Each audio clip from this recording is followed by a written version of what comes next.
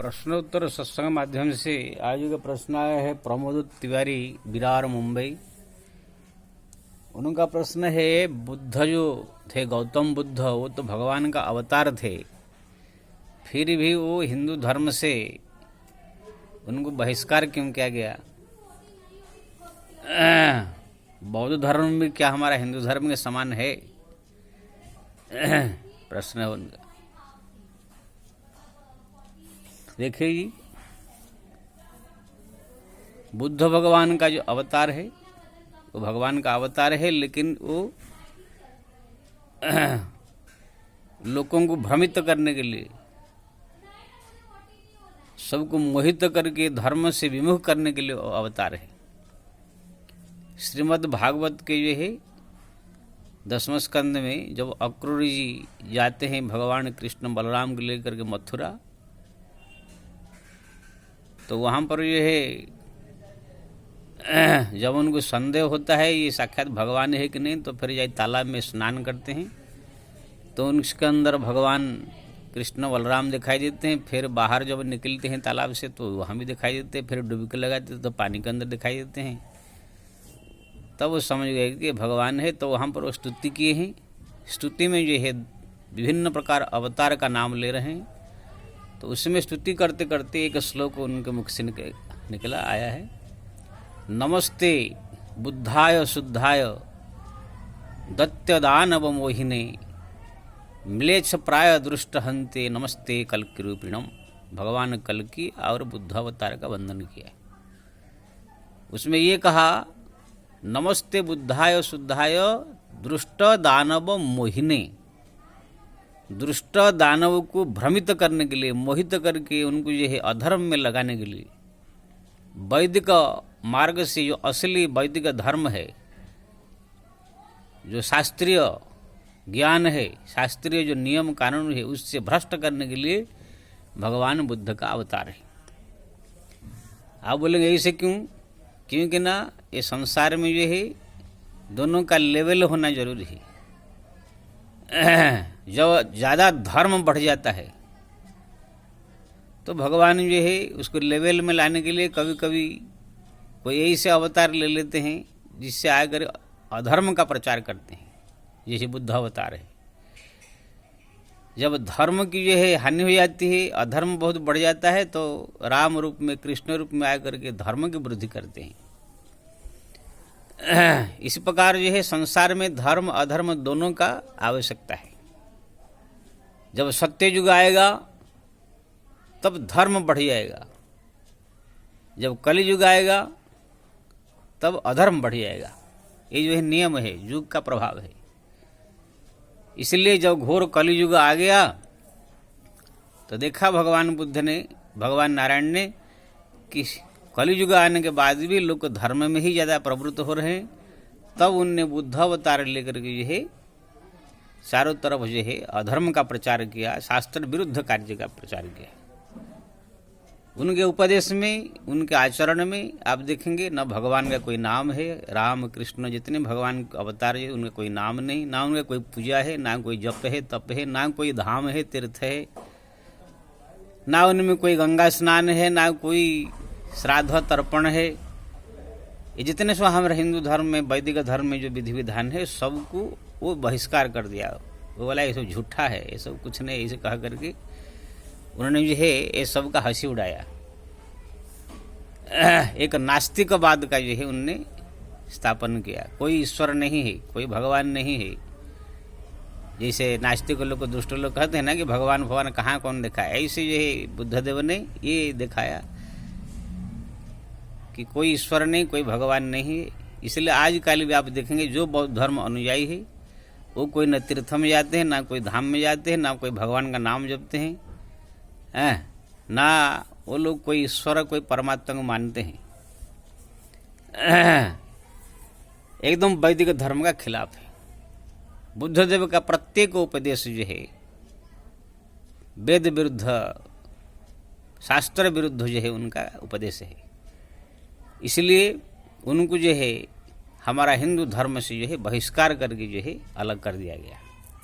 यद्यपि भगवान का, नारायण का अवतार है। इसलिए तुलसीदास जी ने भी कहा, वेद की महिमा अपार है तुलसी कियो विचार, जो निंदत निंदित भय स्वयं बुद्ध अवतार। तुलसिया जी कहते हैं वेद पुराण शास्त्र का महिमा कितना है, स्वयं भगवान भी बुद्ध रूप में आकर के उसका विरोधाचरण किया, उनकी निंदा किया, इसलिए उनको भी, भगवान को भी अपने धर्म से बाइकाट कर दिया गया, भगा दिया गया, बहिष्कार कर दिया गया। इसलिए जब भगवान को जब शास्त्र विरुद्धाचरण करने के बाद उनको भी निंदनीय माना गया, बहिष्कार कर दिया गया, तो साधारण इंसान फिर क्या होगा। इससे शिक्षा जो है देने के लिए भगवान बुद्ध ने किया, जो मैं खुद वेद धर्म का उल्लंघन करता हूँ इसलिए मेरे को भी बहिष्कार कर दिया गया, तो फिर साधारण इंसान करे तो क्या होगा। तो तुलसिया जी ने भी इसका जिक्र किया, नमस्ते वेद के महिमा अपार है तुलसी कियो विचार, जो निंदत निंदित भय स्वयं बुद्ध अवतार। बुद्ध अवतार होते हुए भी निंदा किया गया उनको, क्यों ना वेद शास्त्र का विरुद्धाचरण उन्होंने किया। पूजा पाठ का, श्राद्ध तर्पण आरती जप तप, ये धाम तीर्थ गंगा स्नान, ये सब का वो हंसी उड़ाती थी। आजकल उनके अनुयायी आप देखेंगे कोई ये सब नहीं करता है। तो भगवान जो है बुद्ध इसीलिए अवतार लिए थे, लोगों को भ्रमित करने के लिए। नमस्ते बुद्धाय शुद्धाय दत्त्यदानव मोहिने, दुष्टों को राक्षसों को भ्रमित करके जो है अधर्म में लगाने के लिए, दुष्टों के लिए अवतार है उनका, है धर्म प्रचार करने के लिए। दुष्ट धर्म जो शास्त्र विरुद्ध कर्म प्रचार करने के लिए उनका अवतार है। इसमें जितने मोहित प्राणी है, म्लेच्छ प्राय प्राणी है, जो धर्म विरुद्ध प्राणी है, ये सब उसमें ज़्यादा शामिल होते हैं। इसलिए भगवान बुद्ध को अगर आप कहाँ उनका मूर्ति देखो तो प्रणाम जरूर कर दो, इस बात नहीं है। मैं भी जाता हूँ, कभी लुम्बिन गया था या जहाँ भी कोई जाता हूँ, गया जी गया था, वहाँ पर जो मूर्ति है भगवान का अवतार मान कर उनको प्रणाम करता हूँ, इस बात नहीं है। लेकिन उनका उपदेश ग्रहण करने योग्य नहीं है।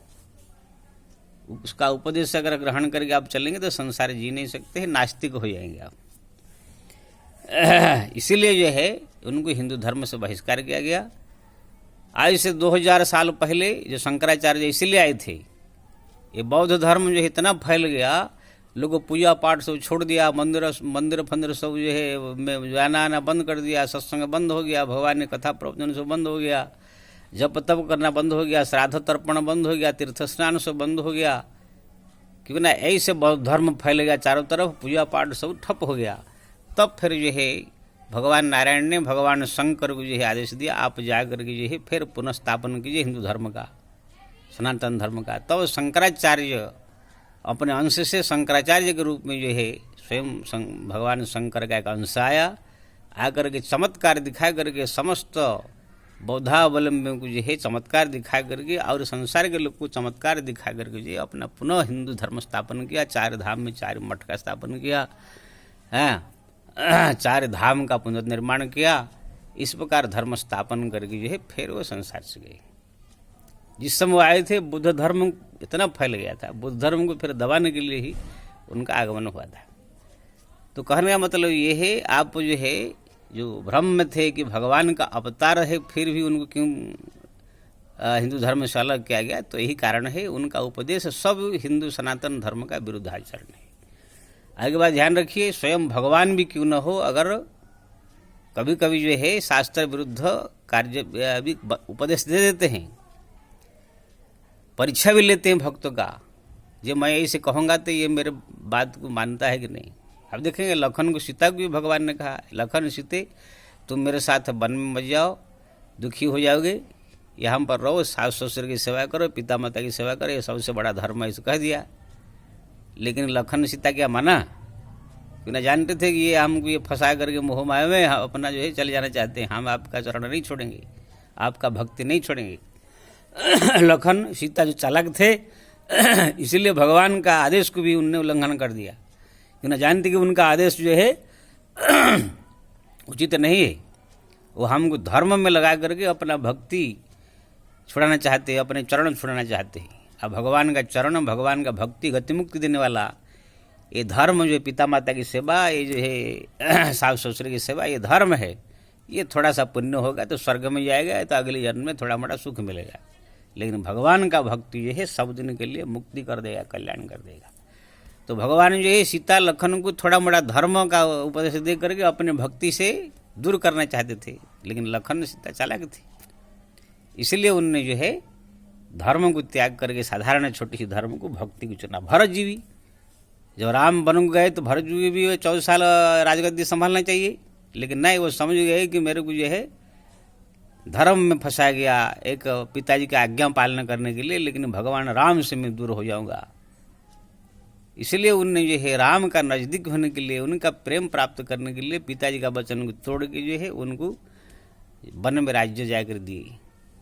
हाँ, बाकी जो राज्य संभाला तो उनका नौकर बन के भगवान की। तो कहने का मतलब ये है तिवारी प्रभु जी, भगवान बुद्ध अवतार है, लेकिन उनको देखकर वंदन कर लीजिए, उनका उपदेश आचरण ग्रहण करने योग्य नहीं है, क्योंकि ना उनका वो अवतार ही है लोगों को भ्रमित करके मोह माया में लुप्त डुबाने के लिए, धर्म से विमुख करने के लिए। जय श्री राम।